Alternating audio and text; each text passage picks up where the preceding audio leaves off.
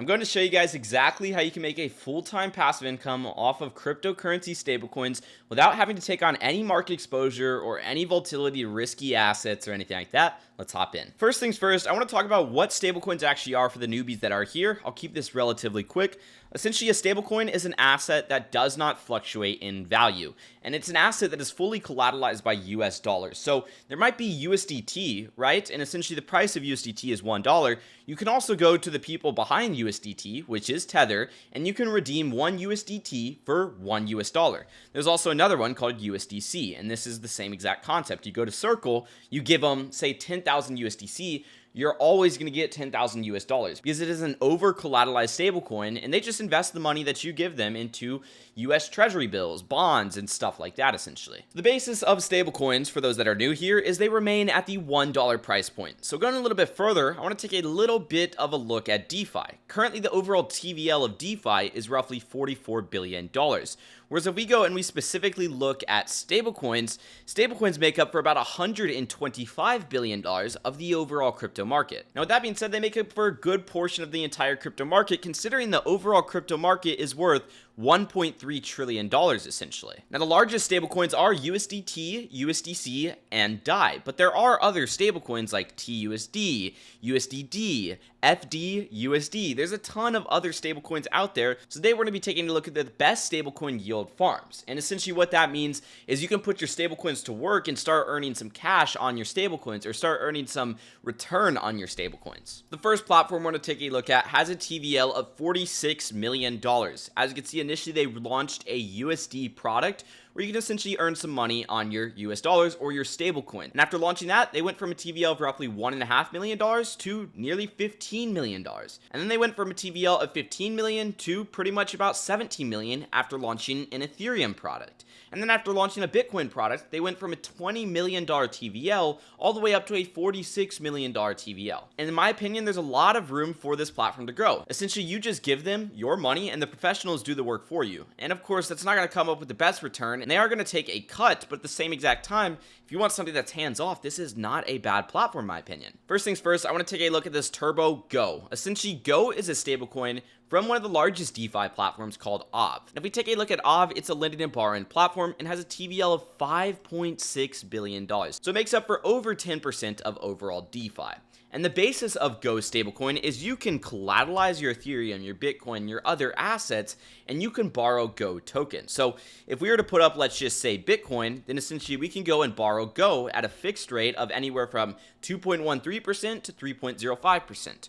Now, that's not too bad when you compare it to some of these other stablecoins' borrow rate, like USDC being 3.48%, or USDT being 6.73%, and so on and so forth down the list. Now, the only issue with Go is the price is not that stable. It wasn't really built well in my personal opinion, and it's been live since about July of 2023, and so far it's been a straight decline just because of the selling pressure behind Go. But with that being said, if you do some research on Go and you actually like the fundamentals of it, then this might not be a horrible investment. Because if you're buying at 96 cents, the price goes up to $1, you actually make some money there from price appreciation. But additionally, this Turbo Go is rewarding roughly 30% APY. So yes, you might lose, say, 10% per year on the stablecoin, but if you're making, say, 30% per year on the actual investment itself, it's not too bad of a return in my personal opinion. Now, one thing I will mention that you need to be careful of is the actual base APY of Go is 3%. Whereas they have some rewards, which is about 13%, and they also have Go rewards, which is about 14%. So essentially, this is kind of based on incentives, I would say. The majority of the return is from incentives, which those incentives could die off later on in the future. But essentially, they are using Uniswap v3 and Aave to execute this strategy. They are using USDC, USDT, LUSD, and of course, Go. They also have a real yield USD one, which essentially just has the top three stablecoins, USDC, USDT, and DAI. This is returning roughly 4.9%. Going down, they have Fraximal, which is returning roughly 7%. In my opinion, Fraximal is pretty solid. Frax is a stablecoin that is collateralized mainly by DAI, which is a fully collateralized stablecoin as well. And Frax platform has a lot of other opportunities as well. They have Frax Finance, which under Frax Finance, you have Frax, you have Frax Lend, you have Frax Swap, and you have Frax Ethereum. There are a lot of different products under the Frax ecosystem, which is why I actually like their stablecoin. and they are moving to be a decentralized stablecoin essentially. That's going to wrap it up for that platform. The next one I want to talk about is Raft Finance.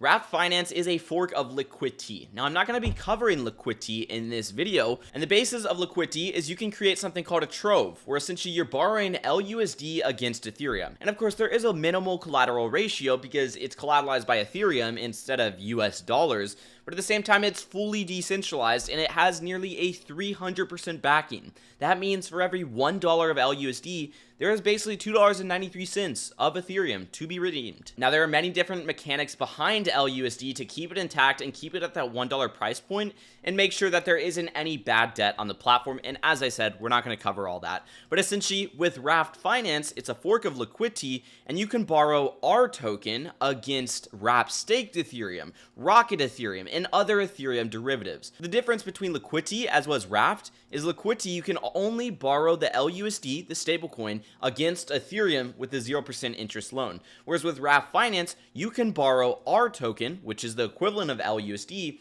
against any Ethereum derivative that is supported. So this is a lot more beneficial because if you go to Liquidity, you can't stake your Ethereum and borrow against it at the same exact time. Whereas if you go to Wrap Finance, you can stake your Ethereum, get that 4 to 5% annualized yield on Ethereum, and then borrow our token against your staked Ethereum at a 0% interest rate. Additionally, there are many different platforms where you can put our token to use. You can pair it with DAI, SDAI, USDC, Wrap staked Ethereum, and so on and so forth down the list. As you can see, if we pair R with SDAI, we can get roughly 6.43%, which isn't too bad in my personal opinion.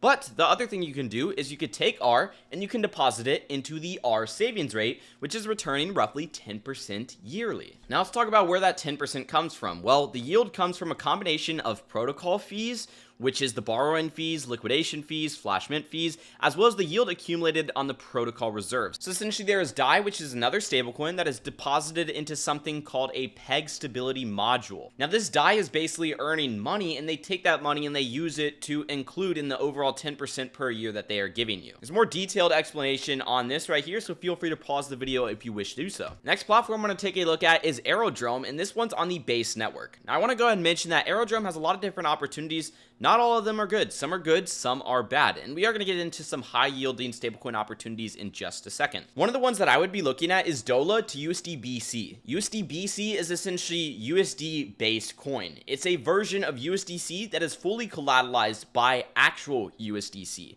And on top of that, DOLA is another stablecoin that you can borrow on Inverse Finance. Now, Inverse Finance has a TVL of roughly $71 million. If we go ahead and take a look at the website, essentially you can collateralize different assets on their platform and you can borrow DOLA, their stablecoin. So if we collateralize Convex or Wrapped Ethereum or Convex Frax Share or Geom or Staked ETH or so on and so forth, you can actually borrow DOLA and you can take that DOLA and you can yield farm with it. Going down the list, you can also pair DOLA with USD Plus. USD Plus is essentially a stablecoin that is yield bearing. So by holding USD Plus in your wallet, you get roughly a 7% yield, and they essentially yield farm with USD Plus. They also have some other ones that have lower TVLs that I personally would probably stray away from, like USX to USDBC. Has a 17% return, but I have no clue what USX is, and it has a TVL of $18,000 essentially. The other one I would look at is DAI Plus to USD Plus. This one is probably one of the most solid in my personal opinion. Has a TVL of just shy of $5 million, returning roughly 9.5%.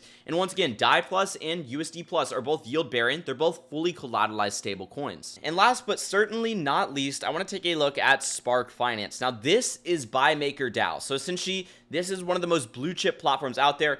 And you take DAI, which is a fully collateralized stablecoin, and you deposit it into Spark Finance. And they go and they take your DAI and they put it into US Treasury bills, bonds, and other fixed interest rate products in the United States that are earning roughly 5%. And the benefit of doing this is you are completely liquid. You aren't locked into a Treasury bill or anything like that. And also, you don't have to bridge your stablecoins or bridge your crypto assets into the real world and off the blockchain. You can keep it on the blockchain and let them do the work for you. Now, it's a fixed 5%, and once again, that will go down if the US interest rates do go down.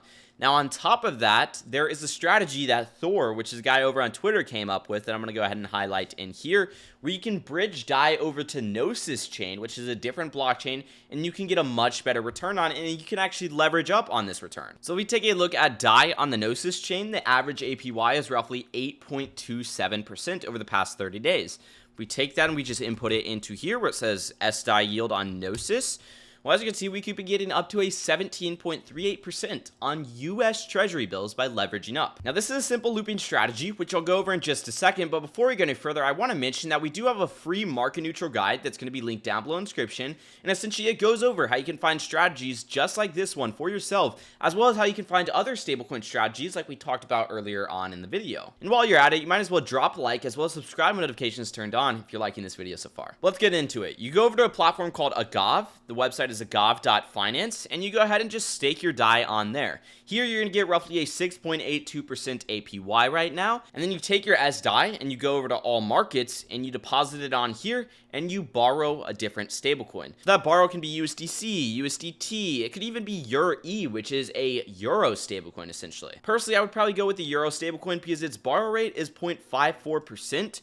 Whereas stuff like USDT is 6.45% or USDC is 12% or something like that. And you can't do SDAI because SDAI increases in price. So ultimately that's going to completely defeat the purpose of this strategy. But you'd essentially take that borrowed stablecoin and you would convert it back into SDAI and then you would repeat the process. It's a simple looping process basically. One thing I want to go ahead and mention is if you do borrow the EUR-E, you are opening a short position on EUR-E essentially against the US dollar. You're assuming that the US dollar is going to be outperforming EUR-E. And if the price of EUR-E does increase in terms of the US dollar, then of course you are going to be at a little bit of loss there. So you do need to be careful. Now, the other thing you can actually look at is by borrowing wrapped Bitcoin and wrapped ETH, but personally I would stray away from that, considering that the market has been completely pumping recently. You don't want to have an asset that is continuously rising.